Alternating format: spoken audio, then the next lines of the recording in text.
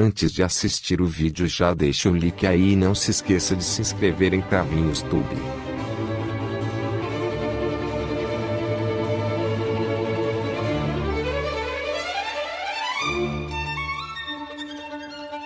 No mundo antigo, o gato era adorado por culturas tão diversas como a chinesa, a egípcia e a romana. Mas, por volta do século XIII na Europa, ele passou a perder seu antigo status e era geralmente tolerado por seu uso prático no combate a ratos, mas muitas vezes não era valorizado como um animal de estimação. Amantes dos gatos, fiquem avisados. A história dos gatos na Idade Média era horrível. As teorias medievais sobre os gatos afirmavam que eles eram criaturas cruéis, aliadas do diabo e das bruxas. Lendas e mitos sobre gatos afirmavam que os hereges adoravam gatos e os beijavam abaixo da cauda, lá no furico. Correram rumores de que bruxas poderiam se transformar em gatos para morder e arranhar bebês. Até mesmo o Papa respondeu perguntas do tipo: os gatos são o diabo? E os gatos são criaturas demoníacas? Afirmando que sim, desencadeando séculos de matança de gatos. O medo do gato preto ficou tão fincado na memória que até os dias atuais existem crenças de que ele dá azar.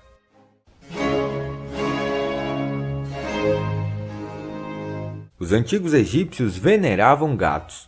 Eles até tinham uma deusa para eles. As penalidades por ferir ou matar um gato eram severas no Egito Antigo, e eles gostavam tanto desses bichinhos que até mumificavam.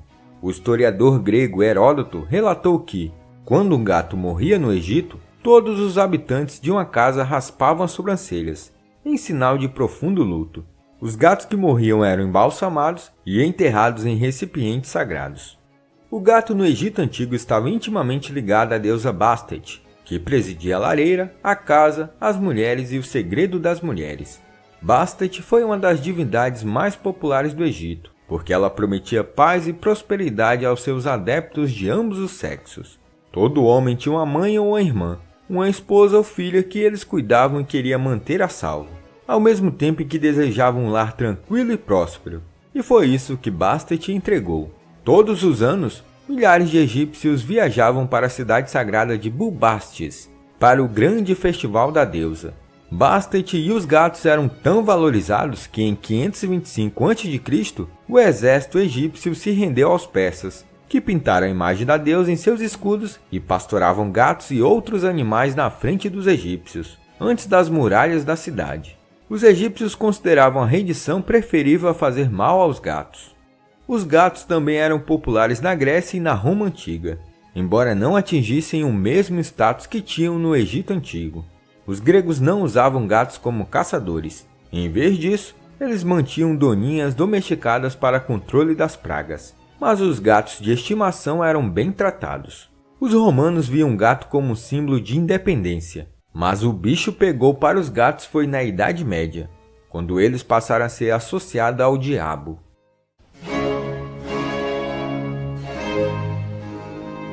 Enquanto os antigos romanos celebravam a independência dos gatos, os europeus medievais ficavam preocupados com ela. Os cristãos medievais acreditavam que Deus havia lhes dado domínio sobre os animais da terra, mas os gatos se recusavam a ser domesticados. O cão, o melhor amigo do homem, poderia aprender lealdade e obediência, mas nenhuma quantidade de bajulação poderia convencer um gato a agir da mesma forma que o cachorro. Dessa forma, a natureza independente dos gatos causou ansiedade para os europeus medievais. No início do século XV, Edward, o Duque de York, usava palavras duras contra os gatos. Sua falsidade e malícia são bem conhecidas, mas uma coisa me atrevo a dizer: se alguma besta tem o espírito do diabo dentro de si, sem dúvida é o gato, tanto selvagem quanto domesticado. Embora a maioria da população da Europa medieval fosse analfabeta, isso não importava, já que as histórias eram comumente transmitidas oralmente. Essa história que associa os gatos às trevas, à bruxaria e ao submundo, juntamente com os esforços da igreja em demonizar os valores das religiões anteriores, teria ido longe para condenar o gato a uma existência inferior. Contribuindo ainda mais para a má reputação do gato, estava sua associação com o feminino, herdada do Egito Antigo. e também a pouca luz em que as mulheres no início da Idade Média eram vistas. Antes da popularização do culto da Virgem Maria na Alta Idade Média, juntamente com a tradição romântica francesa do amor cortês, que elevava o status das mulheres, as mulheres eram intimamente associadas a Eva e à queda do homem no Jardim do Éden. Elas eram consideradas pecaminosas por natureza, luxuriosas e responsáveis pela primeira queda do homem, bem como por todas as lutas que cada homem teve que enfrentar depois de Adão. Os judeus, que eram associados como assassinos de Cristo durante toda a Idade Média na Europa, também estiveram ligados ao gato. Dizia-se que os judeus adoravam gato, eram capazes de se transformar neles para entrar furtivamente em lares cristãos e praticar travessuras ou lançar feitiços. Também se acreditava que os judeus crucificavam gatos como uma zombaria da morte de Cristo na cruz. Para a cultura patriarcal da Idade Média... Tá gostando? Então não esqueça de se inscrever no canal. E já deixa o like no vídeo que é muito importante e não custa nada. E a gente do Cravinhos Tube agradece. O gato era facilmente a criatura mais maligna a andar pela terra. No século XII, essa associação com o diabo tornou-se ainda mais arraigada. Por volta de 1180, Walter Map explicou em uma de suas obras que durante os rituais satânicos, o diabo desce como um gato preto diante de seus devotos. Os adoradores apagam a luz e se aproximam do lugar onde viram seu mestre. Eles procuram por ele e, quando o encontram, beijam-no sob o rabo. Esse texto criou uma longa associação entre gatos e o mal nas mentes dos europeus medievais. Quando os primeiros grandes julgamentos de bruxas começaram no século XV, os gatos foram acusados de serem ajudantes das bruxas. Gatos caçadores eram vistos como animais cruéis que atormentavam suas vítimas, desfrutando da dor dos ratos. Isso reforçou os rumores que ligavam os gatos ao diabo. Em vez de animais de estimação adoráveis e prestativos, os europeus medievais começaram a ver os gatos como puro mal. Séculos associando gatos a hereges e bruxas afetaram os gatos europeus. Em 1232, o Papa Gregório IX emitiu uma bula papal chamada Vox em Roma, declarando que os gatos eram aliados do diabo. Assim, os europeus começaram a massacrar os bichanos. Durante a perseguição de hereges e bruxas, milhões de gatos inocentes foram mortos. Os métodos de matar gatos eram horríveis. Na Bélgica, os gatos eram jogados da Torre do Sino. Na França, eles eram queimados na fogueira. Na Dinamarca, os gatos eram espancados até a morte. E o mestre de artilharia alemão sugeriu amarrar foguetes a gatos, para usar na guerra de cerco. Todas essas formas de tortura de gatos eram vistas como um entretenimento cruel.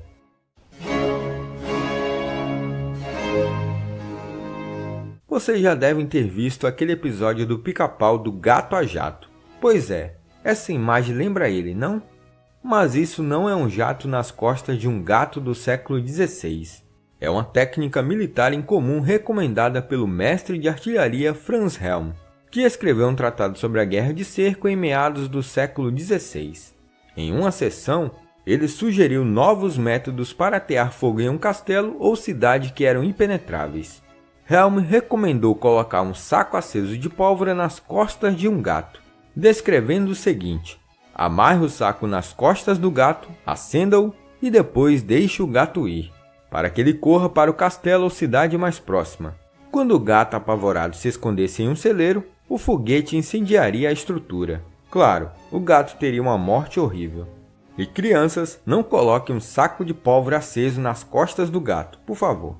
O surto da peste após a bula do Papa Gregório IX tem sido muitas vezes atribuída a um massacre generalizado de gatos, mas esta teoria é insustentável, já que era apenas uma ocorrência da praga entre muitas. A praga estava matando europeus muito antes da bula papal.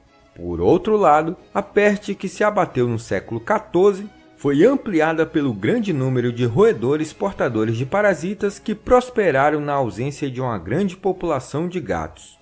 O povo da Idade Média não tinha ideia de que a praga era causada pela bactéria Yersinia pestis, que habitava a pulga que habitava os ratos, e assim aceitou a opinião da igreja de que a peste havia sido enviada por Deus, como um castigo pelo pecado. Dessa forma, os gatos continuaram a ser difamados e mortos porque as pessoas continuavam a vê-los como um mal absoluto. Assim, foi ação e reação. Sem gatos, os ratos se reproduziram absurdamente. E o estrago foi enorme. A imagem dos gatos passou a ser reabilitada a partir da Reforma Protestante, quando o controle da Igreja Católica sobre a vida das pessoas foi diminuído, e assim houve uma maior liberdade de pensamento. No século XVIII, o espírito do iluminismo encorajou as pessoas a manter os gatos como animais de estimação simplesmente pela alegria da companhia.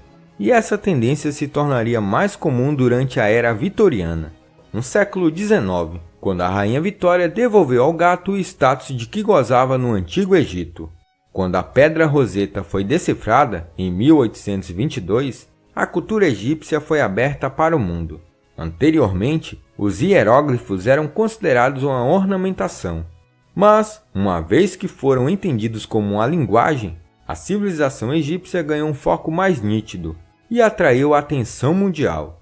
Histórias de descobertas fantásticas em tubas antigas chegaram às manchetes na Inglaterra e em todo o mundo, e várias delas mencionavam Bastet e o amor egípcio pelos gatos. O interesse de Vitória pelo Egito a levou a adotar 2 Blue persas, e ela adquiriu a reputação de criadora de gatos de exibição. Como Vitória era uma monarca popular, a imprensa noticiou seus interesses. E esses interesses passaram a ser compartilhados por outras pessoas que agora queriam ter seus próprios gatos. E assim, pouco a pouco a imagem deles foi reabilitada. Os gatos foram de exaltados a humilhados e de humilhados a exaltados. No final do século XIX, o conceito medieval do gato como instrumento de Satanás foi substituído pelo do amigo felino e estimado membro da família, tão familiar aos amantes de gatos nos dias de hoje, bem como aos do mundo antigo. Gostou do vídeo? Não esqueça de deixar o like e se não está inscrito se inscreva em Cravinhos Tube.